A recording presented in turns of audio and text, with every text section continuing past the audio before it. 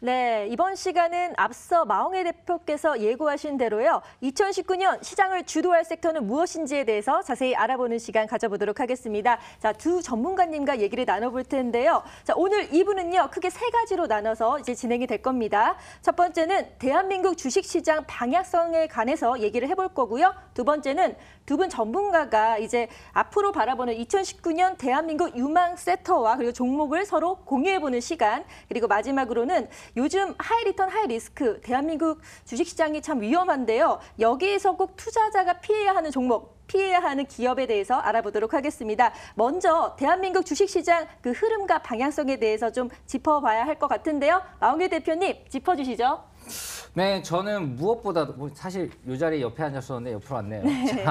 자, 지금 무엇보다도 저도 이제 원래 이 시간은 마성의 해외 선물 시간이죠. 저는 무엇보다도 해외 시장을 중점으로 글로벌 시장을 분석하는 걸 10년 가까이 해왔습니다. 자, 그러니까 미국 시장의 영향이 우리나라에 줄 수밖에 없겠죠. 그럼 미국에 뭐가 또 영향을 주냐? 뭐 제롬 파웰의 그 금리에 대한 부분들은 또 시장 영향을 줍니다. 그런 부분으로만 체크를 봤을 때 현재 지금 아무리 제롬 파웰이 좀 천천히 그 금리를 인상시킨다 한다 하더라도 이미 지금 보여진 모습들은 비둘기파적인 모습이 아니에요. 뭔가 천천히 뭔가 시장은 그런 부분이 아니라 좀 강력한 매파적인 모습을 보이는 그 제롬 파웰의 모습이기 때문에 아마도 시장 자체는 앞으로 불안할 것 같다. 올라가더라도 다시 올라간 만큼 내려오고 또 어떤 살짝의 기대감이 올라가고 저는 전반적으로 이거 솔직히 얘기하면 뭐 약보합세, 그러니까 올라가더라도 그대로 다시 내려오고 떨어질 것 같다가도 살짝 올라오고 이런 식으로 시장 자체는 약보합으로 우하향, 그러니까 떨어질 것 같아요. 떨어질 것 같은데 그냥 확 떨어질 것 같지는 않고 왔다 갔다 하면서 무언가 조금 불안한 모습들. 그러면서 유동성이 좀 빠지면, 그러니까 유동성 부분이, 그러니까 돈이 많이 돌지가 않으면 확 빠질 것 같은 뭐 그런 식으로 저는 깔끔하게. 사실 여러분들이 궁금한 거는 어떤 섹터를 보고 어떤 종목을 투자해야 그래도 수익이 날까가 궁금하기 때문에 그 부분에서 시간을 많이 할애하도록 할 거고요. 시장 자체는 사실 약보합이나 좋지 않게 흘러갈 것 같다라고 생각하는 게 저의 의견입니다. 네, 마홍혜 대표님께서는 좀 지지부진하게 그리고 약간 하락장의 모습을 보일 것 같다라고 전망해 주셨는데요. 그렇다면 전찬남 전문가님은 어떻게 보이시나요? 저는 지난 방송에서도 우리 시청자분들께 말씀을 드렸던 것처럼 2018년 대한민국 주식시장, 즉 작년이었죠. 작년 대한민국 주식시장이 상반기에는 고점, 하반기는 저점을 말하는 그런 상고하저의 시장의 흐름을 보여주었다고 하면은 2019년 올해 대한민국 주식시장은 상반기는 저점, 하반기는 고점의 모습을 보여주는 상저하고의 흐름을 보여줄 것 같다고 우리 시청자분들께 말씀을 드렸습니다. 그 이후로는 아직 미중 무역 분쟁이 해결이 안 되었죠. 미중 무역 분쟁이 아름답게 마무리되고 있는 모습처럼 보이지만은 그 이면을 보면은 미중 무역 분쟁의 핵심인 지식재산권이 있습니다. 이 지식재산권이 로 인해서 양국 간의 합의점이 도출되어 있지 않는 그런 모습을 보여주고 있죠. 그래서 이 미중 무역 분쟁은 언제든지 다시 한번 이 지식재산권 부분으로 인해서 재점화될 수 있다고 저는 보고 있고 또 오는 3월 내로 이 미중 무역 분쟁이 어느 정도 마무리가 된다고 합니다. 하지만 아름답게 지금처럼 아름다운 모습으로 가지 않고 조금 좀 불아름다운, 즉, 좀 불확실한적인 부분, 좀 안 좋은 부분으로 간다고 하면은 또 특히나 오는 3월이 영국의 EU 탈퇴, 즉 블랙시트 탈퇴, 즉 EU 탈퇴, 유럽 연합 탈퇴가 오는 3월에 있어서 이거와 맞물려서 대한민국 주식시장이 다시 한번은 좀 요동칠 수도 있지 않을까 저는 보고 있습니다. 아무리 이게 작년 2월부터 이런 하락장에 내성이 생긴 대한민국 주식시장이라도 다시 한번 미중 무역 분쟁이 협상이 잘 안 되고 깨졌다고 하면은요.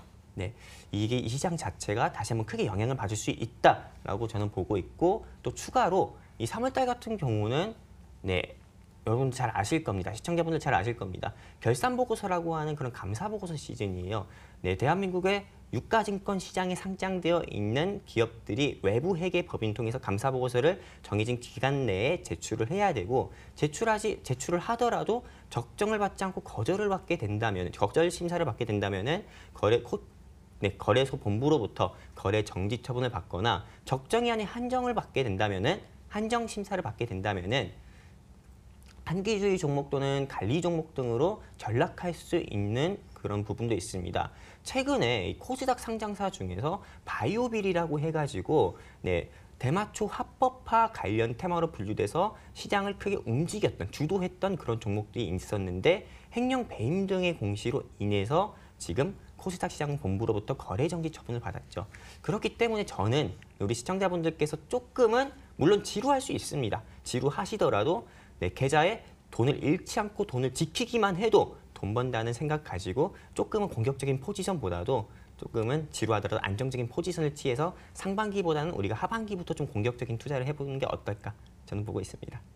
네, 전체적으로 상저하고의 그런 흐름을 보인다고 하셨는데요. 좀 안정적으로 투자하되 또 전찬남 전문가님이 추천해 주신 테마주들을 좀 중점으로 하신다면 여유 있는 투자가 되지 않을까라는 생각이 듭니다. 그럼 이제 오늘의 메인 토크로 좀 넘어가서요. 자, 전문가님들이 보시는 2019년 유망 섹터와 종목에 대해서 공유해보는 시간을 좀 가져볼까 하는데요. 저도 기대가 되는데 자, 마홍일 대표님 속 시원하게 한번 짚어주시죠. 네, 뭐 저는 시장이 뭐 이렇게 될 거다 저렇게 될 거다는 사실 뭐 매번 하다 보면 뭐 맞기도 하고 틀리기도 하고 대부분 또 맞기도 하지만 그게 큰 방심이 없고요. 네, 주식에서는 뭐 지금 지수로, 그러니까 선물처럼 지수를 자체적으로 거래한다기보다는 개별 주들, 아무리 시장이 이렇게 우상향을 올라도 봐봐요. 시장은 계속 우상향이 올랐습니다. 네, 그런데 그럼 사람들 돈 다 벌어야지. 뭐 이런 사람도 많죠. 왜 올랐으면 다 벌어야지.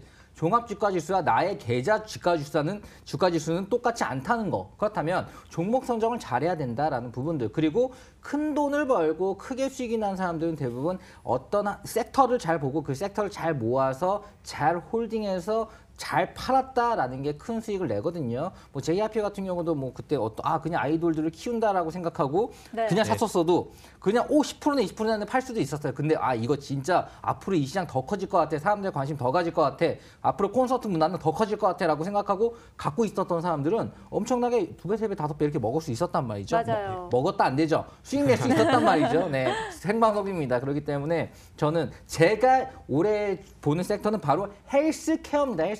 헬스케어인데 헬스케어 종목으로 그냥 말씀드릴게요. 자, 헬스케어하면 뭐 굉장히 뭐 이렇게 막 큰 그런 게 아니에요. 네. 자, 구글이 이제 알파벳 자회의 구글인데 구글에서는 눈에 이제 렌즈를 끼잖아요. 그러면 눈이 좋아지는 렌즈를 개발했습니다. 눈이 좋아져요. 실월 개선돼. 오, 라섹을 네. 한 것도 아닌데 신기하죠. 이런 것들을 합니다. 자, 애플에서는 이번에 50명의 의사를 뽑았다고 해요. 자, 애플에서 왜 의사를 뽑았지? 자, 애플에서는 핸드폰 자체적인 그런 그 기능들 중에서 뭔가 이제 내 심박수도 체크하고 또 나의 건강 헬스를 체크하는 그런 기능들이 많이 있죠. 그런 하드웨어적인, 그러니까 소프트웨어를 발전시켜서 하드웨어를 많이 팔기 위한 전략으로 의사들을 대거 영입했다고 해요. 이런 것도 헬스케어예요. 눈이 좋아지게 하는 것도 헬스케어, 나의 건강을 체크하는 것도 헬스케어, 나의 생활 습관을 바꾸는 것도 헬스케어예요. 네, 그렇게 생각하시면 됩니다. 네. 헬스케어의 분야는 굉장히 많은데 저는 조금 전문적으로 들어갔습니다. 왜냐하면 이 헬스케어 사업이 굉장히 많지만 저는 전문성이 있어야지 시장의 움직임과 전혀 상관없이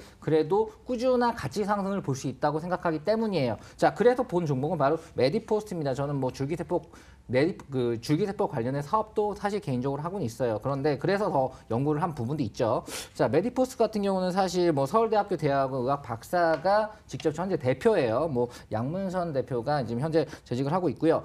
약이 3개가 있어요.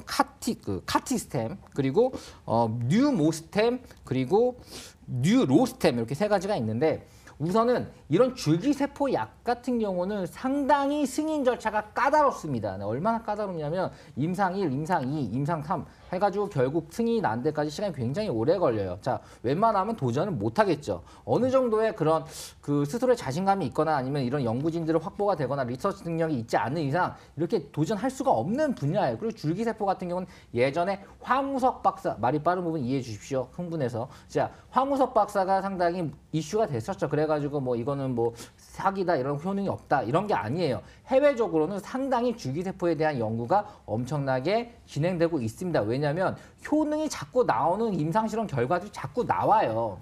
최근에 우리의 외국인 중에서 엄청난 우리 국민 영웅 있죠. 히딩크 감독. 네. 히딩크 감독이 우리나라에 왔어요. 왜 왔냐? 줄기세포 관절 시술을 받으러 왔어요. 네. 왜냐? 골프를 그렇게 좋아하는데 이제 관절성 퇴행이 너무 심해가지고 골프를 못 친대요. 그런데 우리나라에서 이제 와서 관절 시술을 받고 가셨고요. 이제 그 이제 골프 치신다고 합니다. 네, 정말 신기하죠. 네, 자 돈이 많으십니다. 해외에서 어디서 안 받았을까요? 시술적인 시술은 다 받았단 말이죠. 하지만 줄기세포는 면역력 강화의 그 이상이에요. 면역력은 말 그대로 내 면역력을 강해서 뭔가 항생체를 키우는 거죠. 하지만 줄기세포는 근원적인 내가 정말 태어날 때부터 어디가 약한 부분을 줄기세포가 찾아가서 거기를 강하게 만들어줘요. 이런 뭔가 이거 엑스맨 같죠? 빵 나오고 딱 잘리면 다시 땅 자라나고 이런 기능을 하는 게 사실 그거예요. 줄기세포예요. 그런데 여기에 대한 연구가 사실 상당히 발전이 되어 있고요. 식약청도 이 부분에 대한 임상실험 결과가 확실히 나오면 식약청도 승인을 내어주고 또 FDA 승인도 이제 상당히 까다롭긴 하지만 결국 내어줍니다. 자, 왜 나는 메디포스트가 이게 크게 클 것 같냐? 전 메디포스트에 그냥 지분이 있거나 그런 건 아니에요. 주식을 샀을지 몰라도. 자, 카티스템 같은 경우는 식약청의 승인을 받았습니다. 카티스템 같은 경우는 무릎 연골 결손 치료제예요. 무릎 연골 결손 치료제인데 식약청의 허가를 받았다는 거는 지금 약을 쓰고 있는 거예요. 카티스템에 대한 매출만 100억입니다. 5천 개 팔렸대요. 그런데 100억이에요. 그러면 얼마나 비싼 거예요. 자, 약은 효과가 있기 시작하면 돈이 문제가 아니에요. 자, 약간 제가 비유적으로 얘기를 하자면 네. 비유적으로 하자면 길게 얘기 안 할게요. 비아그라 같은 약이 하나만 성공하면 그 약 효과가 이게 1,000원이라고 사고 10,000원이라고 안 살 거야. 아니에요. 약 효과에 따라서 그냥 투자하는 거거든요. 이런 것처럼 이런 카티스템 같은 경우는 여기 효과가 나왔고 승인이 나왔기 때문에 이 부분으로 비싸더라도 많이 활용이 되는 거죠. 전 세계적으로 활용도 할 수 있고요. 그리고 지금 원래 제가 종목을 2개 준비했는데 1개로 가야 될 것 같아요. 왜냐하면 이 부분에 대한 하나라도 제대로 설명하는 게 좋고 이 시장에 대한 부분을 정확하게 찝어주는 게 좋을 것 같으니까요. 자, 그리고 지금 현재 그 FDA 승인도 3분의 2가량 진행이 되어 있어요. 그리고 뉴모스템 같은 경우는 지금 현재 이제 기관지 폐의 혈상증 치료제인데 제가 반응이 안 좋은데 이 부분은 지금 현재 한국 식약청은 임상 2가 완료됐고요. 미국 FDA 임상 실험이 2차가 종료가 되었습니다. 3차만 하면 끝나요. 그러면 약이 나오는 거고요. 여기에 대한 매출은 어떻게 될지 모릅니다. 근데 세 번째 뉴로스템 같은 경우는 말 그대로 치매 알츠하이머병의 치료제예요. 이건 진짜 세계적으로 많이 쓰일 거거든요. 우리나라 밀기도 하고. 요거는 미국 FDA 임상 실험이 이 임상 실험이 승인 났습니다. 이게 많이 승인 나고 또 결과가 좋고 3차까지 해서 승인이 난다면은 이 부분의 약의 그 가치성은 기업 가치를 엄청나게 100배까지 올려도 전혀 이상하지 않은 부분이에요. 자, 왜냐하면 이런 제약 바이오에서 특히 그 약 같은 경우는 특히 줄기세포 특이성적인 약 같은 경우는 제조사가 많이 체크한다고 하는 게 아니라 특허와 기술력 싸움이기 때문에 특허와 기술력을 갖고만 있다면은 상당히 어디서든 제조 능력을 키우는 건 어렵지가 않고 엄청나게 판매가 되기 시작한다면 매출은 엄청나게 나오고 순이익은 엄청나게 높아지겠죠. 기대 심리도 높아지고 그렇기 때문에 저는 이 메디포스트를 상당히 크게 앞으로 우리 시장이 어떻게 부진한다 하더라도 자체적인 이런 결과들이 잘만 나오면 크게 성장하고 가격 또한 많이 올라갈 것 같다라고 개인적으로 생각하고 있습니다. 이상입니다. 네, 마홍희 대표님께서 정말 열정적으로 설명해 주셨는데요. 유망 섹터 헬스케어를 뽑아주셨고 거기에서도 또 줄기세포 관련주인 메디포스트를 추천해 주셨습니다.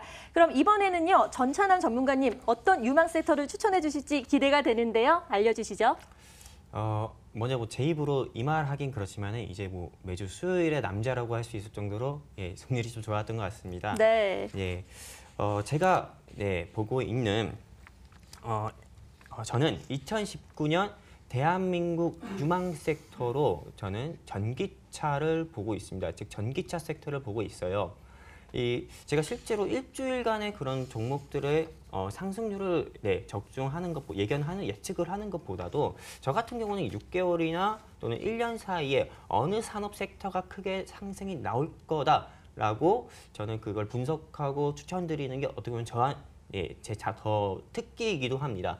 저는 2019년 대한민국 유망 섹터를 전기차 섹터로 보고 있고요. 제가 왜 전기차 섹터를 유망 산업으로 보고 있는지부터 우리 시청자분들께 말씀드리겠습니다. 요즘에 하늘만 보더라도 이게 우리나라인지 중국인지 구분이 안 될 정도로 정말 뿌옇고 노란 하늘 보셨을 겁니다.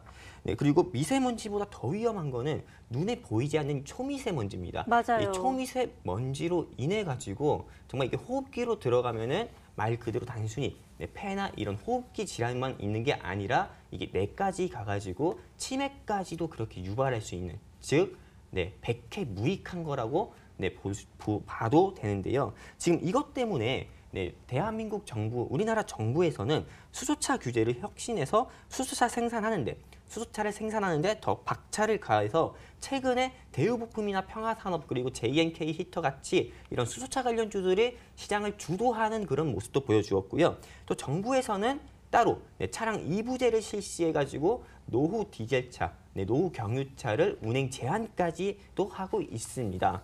이 미세먼지는 우리가 일자리 그리고 치매 극복 그리고 치매 극복을 해야 되는 그런 주요 사회 이슈, 사회 의제처럼 이 미세먼지도 우리가 극복해야 되는 사회 문제로 대두가 되고 있고, 이렇기 때문에 전기차와 수소차는 필수고 생산을 확대하려면 규제를 혁신해야 되죠. 근데 지금 수소차 테마는 방금도 말씀드렸듯이 이미 시장에서 크게 상승이 나왔습니다. 전일과 오늘 수소차 관련주들이 크게 그동안 단기간에 상승에 따른 차익 매물로 인해서 하락 나오는 모습을 보여주고 있죠. 하지만 이 전기차 섹터 같은 경우는 아직 뚜렷한 상승을 보여준 게 아무것도 없습니다. 수소차와 전기차 어떻게 보면 같은 의미일 수도 있습니다. 하지만 엄연히 다른 거고요. 수소차 관련주는 아직 상승 나왔는데 전기차 관련주는 아직 상승이 나오지 않아서 저는 이 전기차 섹터를 봐야 되고, 전기차 관련주 중에서도 정말 많은 종목들이 있죠. 하지만 저는 이 전기차 관련주 중에서 지엔코와 그리고 CIS 이 두 종목을 준비해 봤습니다. 이 지엔코 같은 경우는 과거 우리 시청자분들께서 잘 아시다시피 과거 유명한 대선 정책주였죠. 그래서 단기간에 정말 5,000원, 6,000원까지도 상승 나오는 그런 모습을 보여주었습니다. 그럼 이 지엔코가 왜 이제는 전기차 관련주인지, 시청자분들께서 아시는 거는 대선 정책주로만 알고 있었는데 왜 이게 전기차 관련주인지 한번 설명을 드려보려고 합니다. 이 지엔코는 IT 엔지니어링이라는 이 전기차 업체를 인수해서 전기차 관련주로 분류가 되었고요. 그리고 그리고 이 지엔코의 종속회사가 있어요. 큐로 모터스라는 이런 종속회사가 있는데, 이 큐로 모터스는 일본의 상용차, 즉 대한민국에서 현대차, 기아차 모를 수가 없잖아요. 일본의 상용차인 국민차인 이스즈 한국 총판으로 이미 사업까지 영위하고 있습니다. 즉 지엔코가 IT 엔지니어링을 인수해서 전기차를 완성하고 그리고 종속회사인 큐로 모터스의 영업망을 활용한다면은 이 지엔코 같은 경우는 앞으로 더 매출이 크게 확대가 될 수 있다고 저는 전망하고 있고요. 또 지엔코 동사도 1,000억 가까이 들여서 전기차를 앞으로 더 600만 대 이상이나 생산한다고도 얘기했기 때문에 저는 이 지엔코를 이 전기차 섹터 중에서 전 지엔코라는 종목을 보고 있습니다. 네, 지엔코를 또 추천해 주셨는데요. 자, 유망세토로 전기차를 뽑아주셨습니다. 수소차보다 좀 더 상승 여력이 있다. 그리고 그중에서도 또 지엔코가 IT 엔지니어링을 인수해서 또 상승을 할 수 있다라고 말씀해 주셨고요. 궁금해지네요. 그럼 두 번째 또 추천주는 어떤 게 있을까요? 예, 이 두 번째 추천드리는 종목은 CIS라는 종목입니다. 네. 헷갈리시면 안 됩니다. CI테크 아닙니다. CIS입니다. CI테크는 동전주인데 이건 절대 매수하시면 안 되고요. 이 CIS는 전기차에서 빠질 수 없는 2차 전지 생산하는 업체입니다. 즉 전기차 배터리예요. 우리가 흔히 전지라고 하면은 일회용 충전 전지가 있고, 그리고 충전을 계속해서 쓸 수 있는 2차 전지가 있습니다. 이렇게 말씀드리면 좀 이해하시기 어려울 것 같아서 한번 예를 들면서 말씀드릴게요. 실제로 1차 전지 같은 경우는 소리 없이 강한 그런 건전지 같은 경우를 우리가 1차 전지라고 얘기하고 있고요. 그리고 2차 전지 같은 경우는 우리 실생활에서 항상 들고 다니는 스마트폰이라든지 가전제품 등 계속 충전해서 사용할 수 있는 거를 우린 2차 전지입니다. 즉 실생활에서 많이 쓰이는 게 2차 전지죠. 근데 이 2차 전지 중에서 구성물질을 한번 봐야 됩니다. 이 구성물질 중에서 양극재가 35%, 그리고 음극재가 10%, 그리고 분리막이 20%, 그리고 전해질이 15%, 그리고 기타 물질이 20% 정도 구성되어 있다고 합니다. 근데 이 CIS 같은 경우가 제가 방금 말씀드린 것처럼 2차 전지에는 양극재, 음극재, 분리막, 전해질, 기타 구성물질 포함 이렇게 구성이 되어 있다고 했는데 CIS는 특히나 전해질이라는 물질을 생산하는 업체입니다. 그렇기 때문에 제가 지난 방송에서도 우리 시청자분들께 삼화전기가 ESS, 에너지 저장 시스템 관련주라 했잖아요. 전기차가 계속 확대가 되고 전기차가 고성능의 전기차가 계속 나오게 된다면은 이 SS, 에너지를 효율적으로 이용해서 전기차를 움직이게 해주는 그런 시스템은 필수기 때문에 삼화전기 추천을 드렸고, 추천하고 나서 상한가 간 것처럼 이 전기차 배터리, 즉 전기차 생산하는데 배터리는 없어서는 안 되고, 배터리, 즉 2차 전지에는 전해질이 필수이기 때문에 CIS 역시 저는 절대 전기차 만드는 데 있어서 없으면 안 되는 그런 종목이라 보고 있기 때문에 저는 이 CIS를 2019년 유망 종목으로 선정하게 되었습니다.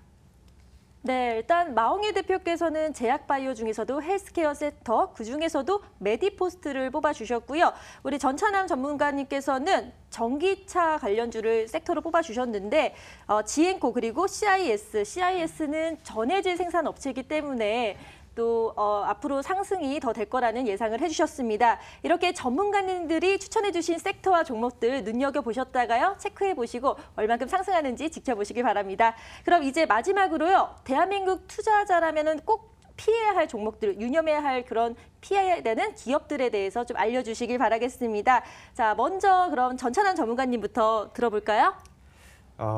이제 정말 얼마 남지 않았습니다. 지금 1월 23일이죠. 예, 1월 23일인데 실거래일 기준으로 해가지고 한 달도 채 남지가 않은 것 같습니다. 3월까지요. 네, 그 기간 동안에 이제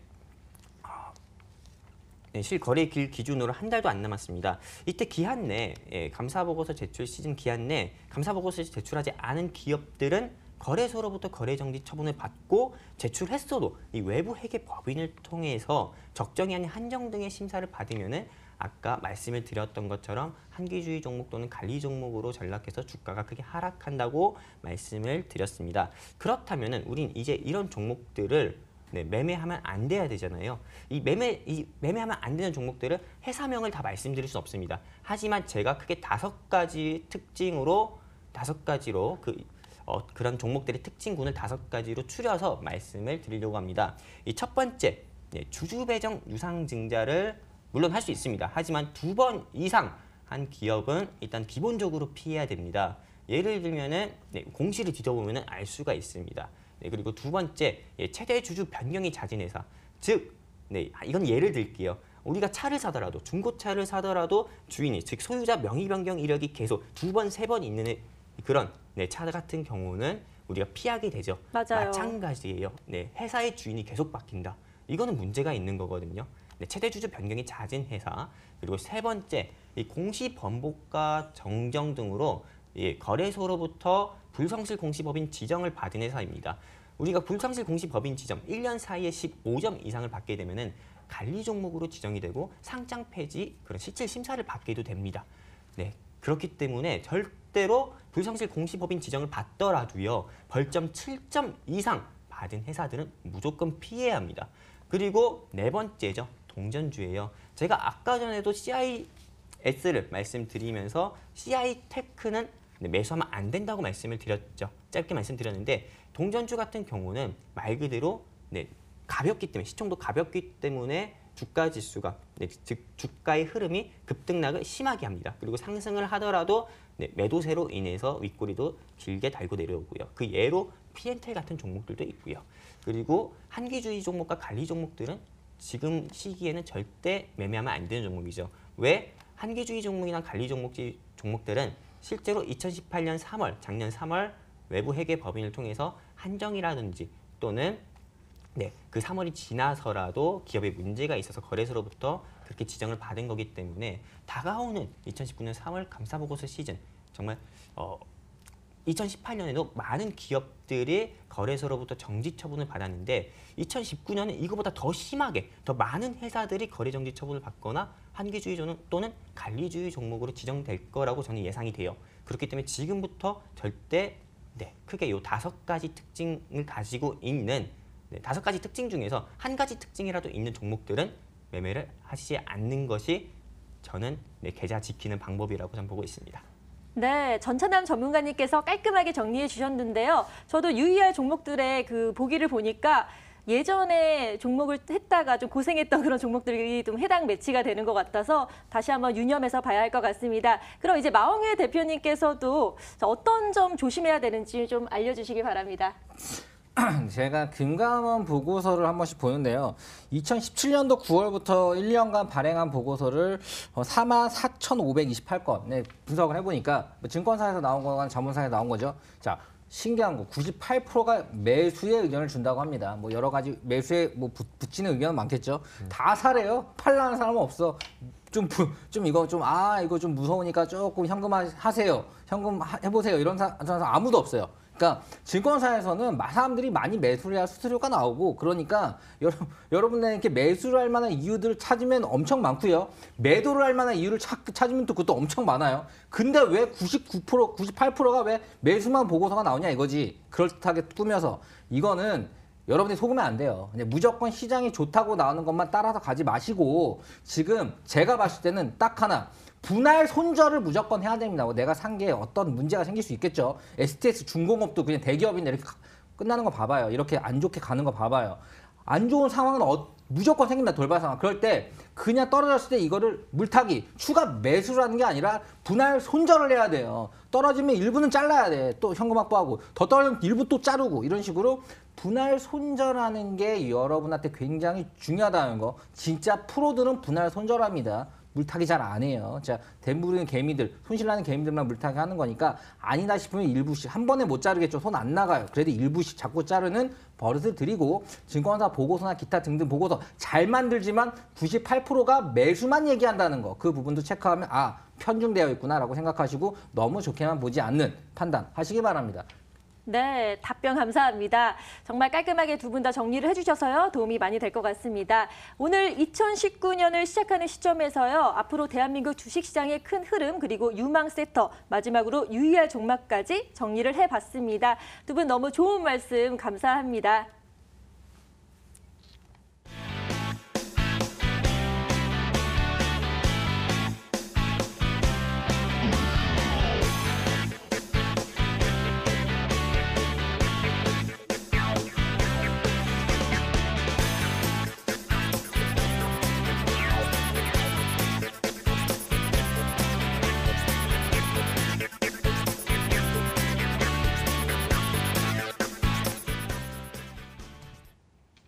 네, 마홍일의 해줘야 준비한 순서는 여기까지입니다.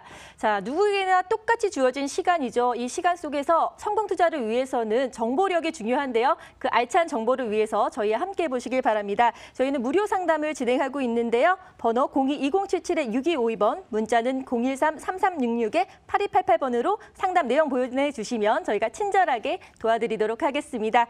그럼 마홍일의 해줘야 지금까지 시청해주신 여러분 고맙습니다. 다음 주에 뵙겠습니다.